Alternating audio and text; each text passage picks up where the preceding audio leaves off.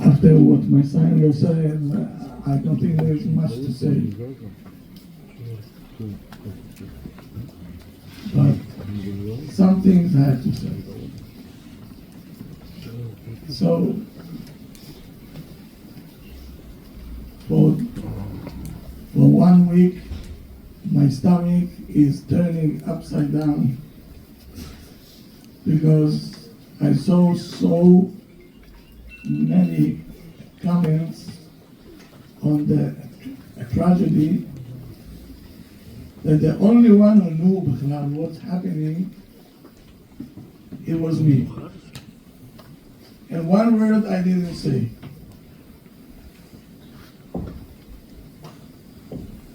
I was the one who took care of the couple. I will not tell you no information because it's not for anybody to know. But everybody knows.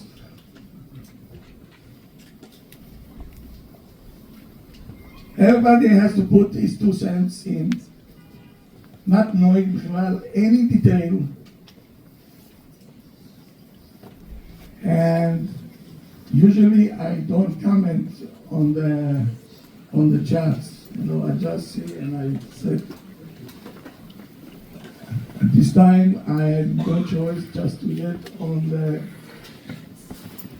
chat and to quiet everybody down and I say, put all your thoughts in your pocket. One thing we have to learn. From every tragedy, from every crisis, something good must come out. Something good must come out of it.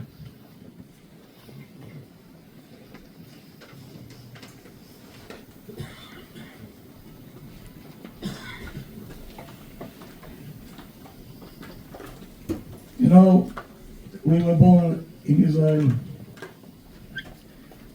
In my days in the army, we were traumatized not at one time and not 2 times. It was not easy. There is no one block in Eretz Israel that there is no casualties. I had a neighbor,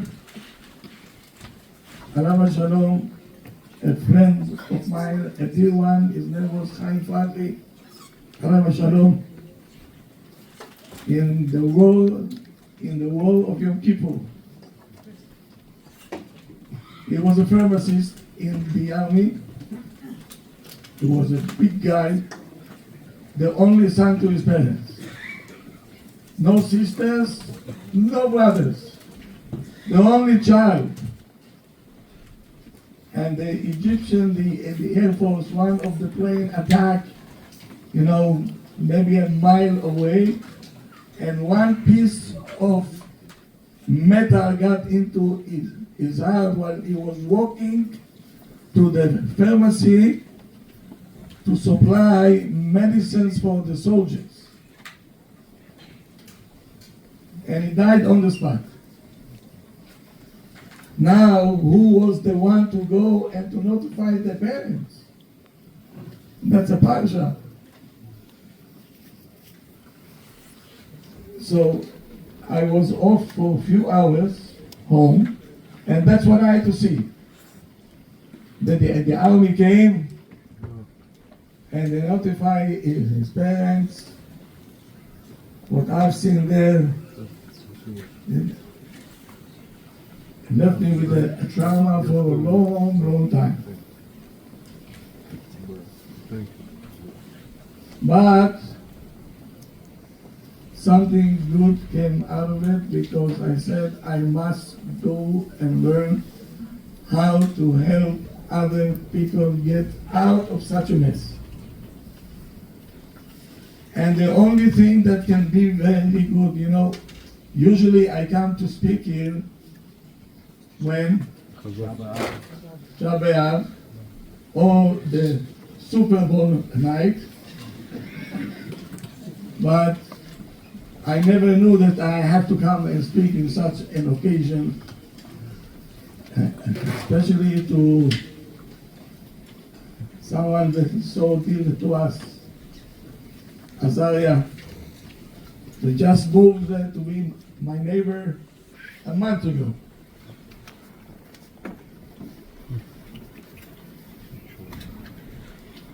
But my advice to all of you,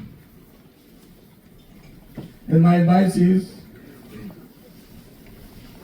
we're very good at criticizing and guessing and blaming and everything else. My advice to all of you, my son-in-law said something very good. באמת, he said something very good. It's our fault. This tragedy is the community fault. It's not one. It's our fault. Why? Because we don't want to learn. We neglected it.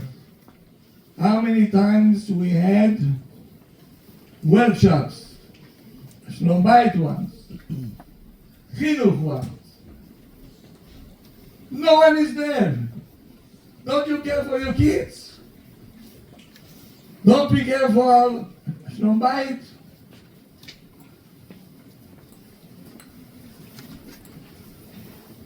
But when a tragedy happened, everybody's jumping up and down. Why are you jumping up and down? Where were you? Everybody has to come to learn. So I think now Hashem sent us a message, a very good one.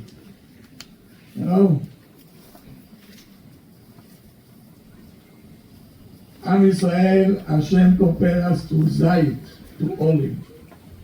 Why? The Medrash is saying an olive, until it becomes an oil, it has to go through so many, you have to beat them up to take him off the tree, and then you have to grind it, and then to put a stone on top of it, and then it becomes oil. We, the Jews, are the same thing. Until Hashem is not going to grind us and beat us up, and crisis, tragedy, we will not wake up. That's the history, unfortunately. My advice to all of you, strongly advise, every workshop that you see, you jump on it.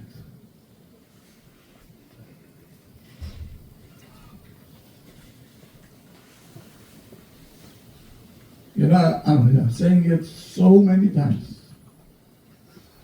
When we had our first child, my wife and me, we decided we're going to take a course how to raise a child because we don't want to fail. And we were, I'm talking to you 40, 60 years ago. We found someone, he's a shamayim with a beard, right? In interest. He was also a social worker in a public school, and he gave courses. But you have to go through interview, and we came for interview. He said, who you are, papa, bubo. He said, okay, here are the rules of the workshop. Listen to this guy. He said, these 10 sessions will cost you $600 when the tunnel was a quarter. The tunnel was a quarter. $600 was a huge amount. And he told me you have to be in every session, sick, not sick.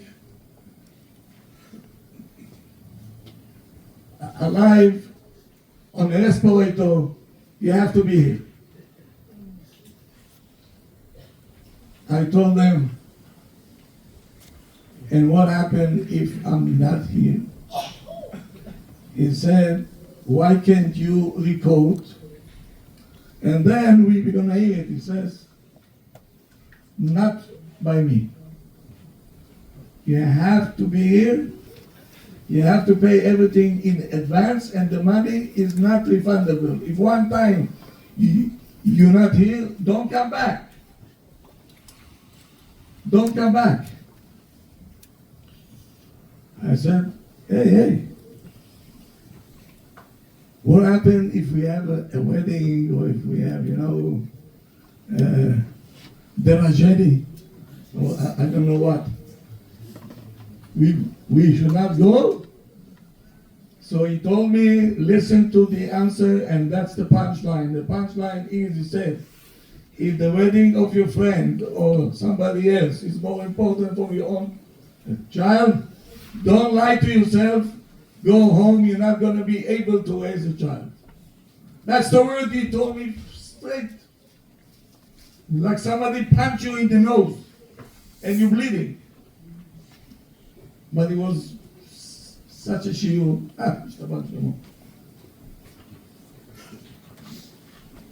How committed are we? This is a crisis that is already over the roof. We have to understand, the more you learn, the more we will see less and less tragedies. So many children today in such a trouble. So many couples and kids. All day long I see them in my office. If the wall of my office can talk, oy va'avoy. Okay? I see teenagers, 14, 15, 16, crying their heart out in my office. Sometimes I sit on my chair after they leave and I have to cry. I cannot take it anymore. How much can I take? Why? Because the parents somehow, the akshanut, meaning with stubbornness, they don't want to learn. So this is a wake-up call for all of us. Go to learn, be diligent, be open-minded. Don't think that you're going to sweep everything under the carpet and everything is going to be okay. It's going to get worse by the day. And this is my advice to everybody, and hopefully from the tragedy, she will be the cause for everybody to go to learn. This is the only zechut that we can have, and it's such a big one. She will save many families, many kids, okay? If we're going to wake up and to do what we're supposed to do. And get off the media. It's terrible. It's poison. What I saw this week, it's, all the poison came out and things that, disgusting. That's all I can say. Disgusting. Please be intelligent. Please open up your mind, and Be'ezrat Hashem send us a wake-up call. Everybody should pick up on it, and Be'ezrat Hashem, she will pray for after, and she's going to support us to go and to participate in every workshop and every class. And Azariah, my dear, you should not see and go sad. We all should think about your kids now. 6 orphan kids. My father was an orphan child. I know what orphan means. Okay, you're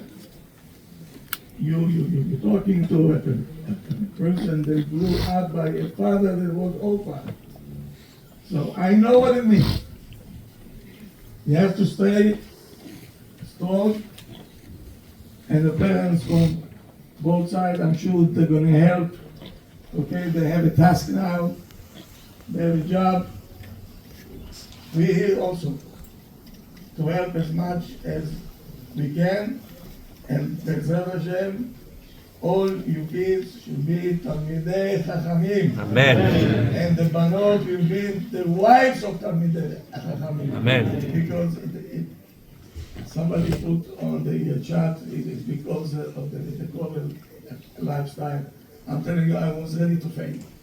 Ready to faint. Are you out of your mind? So, don't listen to this. Okay, only the Torah, Magna, Matzlah, and B'ezrat Hashem, you should see Nachat from your children. Amen.